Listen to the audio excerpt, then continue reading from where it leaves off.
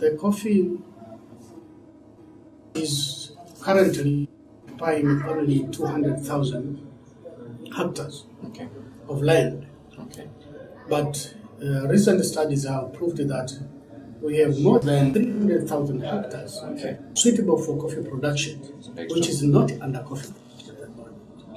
So we took this reference last 2 years, 2009, when we had to review our sector strategy.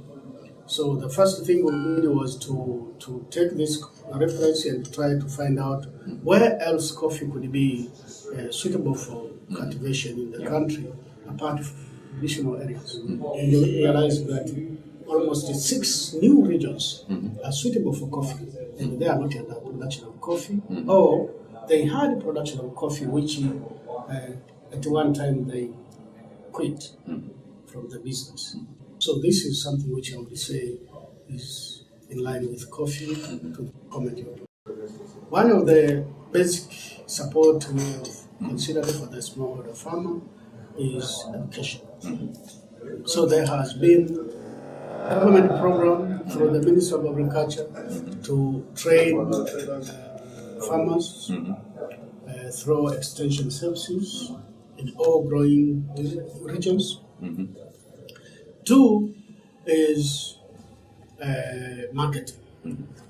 So most of the produce from smallholder farmers should get support for marketing information and also marketing skills, which the smallholder farmers themselves cannot acquire.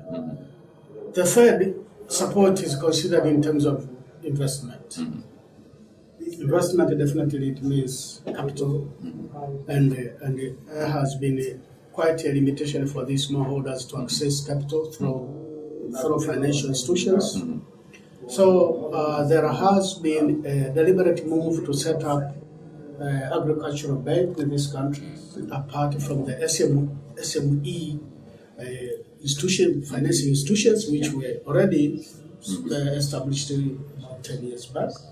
But still, there is a new idea to set up agricultural bank for this basic problem for the smallholder farmers. Yes, I would say rather Tanzania has not been very successful in marketing its coffee. That's why for quite some time, in quite very few places where people realize the Tanzanian coffee, if you get into the Japanese market, they would quickly understand the Kilimanjaro brand is Tanzanian coffee. But in other main markets, Tanzanian coffee has been used as a blend. And I think one of the, I said mistake, but one of the shortfall which happened in the market of Tanzanian coffee is branding.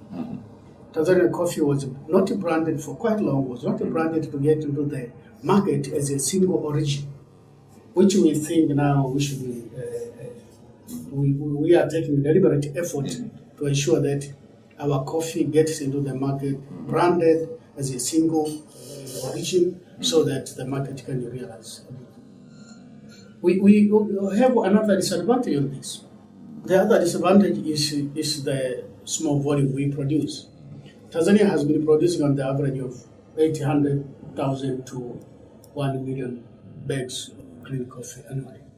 And this has been in this range for the last 15 years.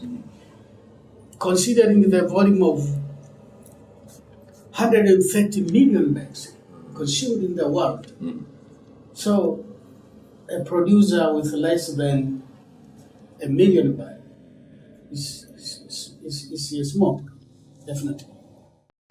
We have drawn a new strategy for the coffee sector in Tanzania, and this will be adopted by the stakeholders next May.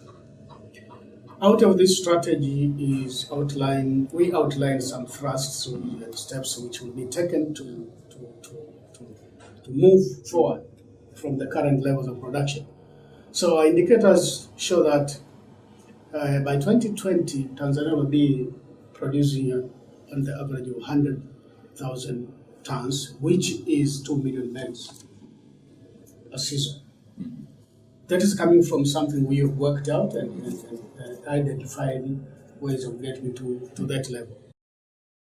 For more videos, please visit www.voicesoftanzania.com.